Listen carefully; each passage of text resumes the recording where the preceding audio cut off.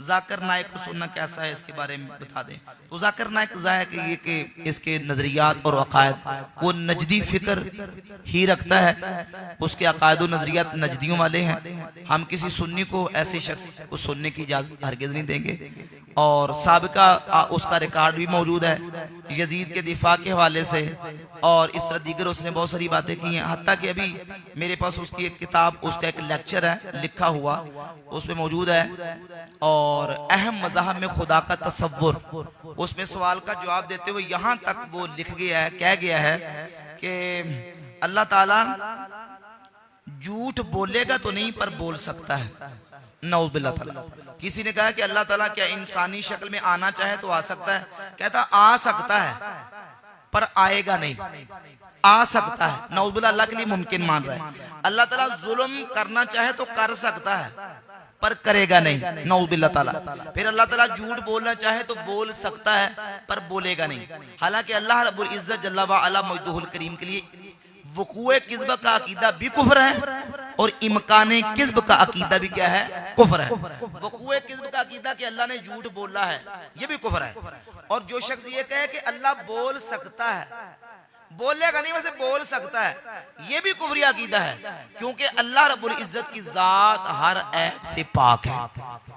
मफहूम की तीन किस्में हैं, वाजिब, मुहाल और मुमकिन। वाजिब का मतलब यह है जिसका होना जरूरी है, और मुहाल का मतलब है जिसका ना होना जरूरी है, और मुमकिन का मतलब कि हो भी सकता नहीं भी हो सकता।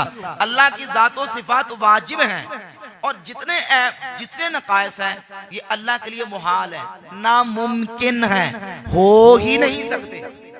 हो ही जुल्म, झूठ, ऐब और हर किस्म का नोटोरियस और हर किस्म का बुरा जो चीज है अल्लाह की जात के लिए वो ऐब है, और अल्लाह की जात उनसे पाक है, वो अल्लाह के लिए नामुमकिन है। क्या है? हो ही नहीं सकता।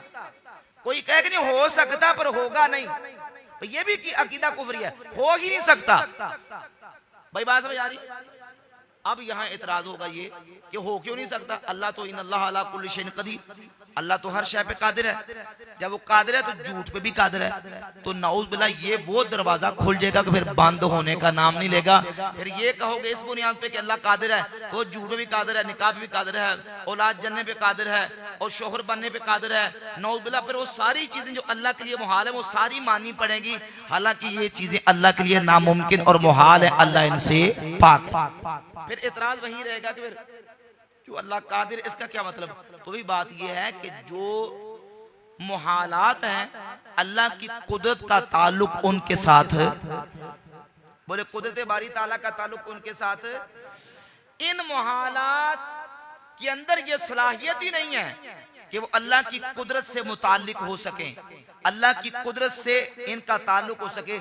मिसाल बिला तशबीह समझिए, सिर्फ तकरीब फाहम के लिए समझे। सूरज चमकाता है, उसके सामने आईना रखे तो चमकेगा, और अगर रोटियां पकाने वाला तवा रख दे चमकेगा? तो सूरज में नक्शा है? नहीं, इस तवे में नक्शा है कि उस सूरज की रोशनी को उससे चमकने की ये सलाहियत रखता है नहीं। तो नक्श जो है वो झूठ में है कि ये अल्लाह की कुदरत से ताल्लुक रखने के काबिल नहीं है। लिहाजा अल्लाह रब्बुल इज्जत की जात ऐबों से पाक है। उसके बारे में इस तरह के इसके अकायद नजरियात और भी बहुत सारी चीजें, लिहाजा ऐसे लोगों को सुनना नहीं चाहिए ताकि अपना ईमान महफूज रह सके।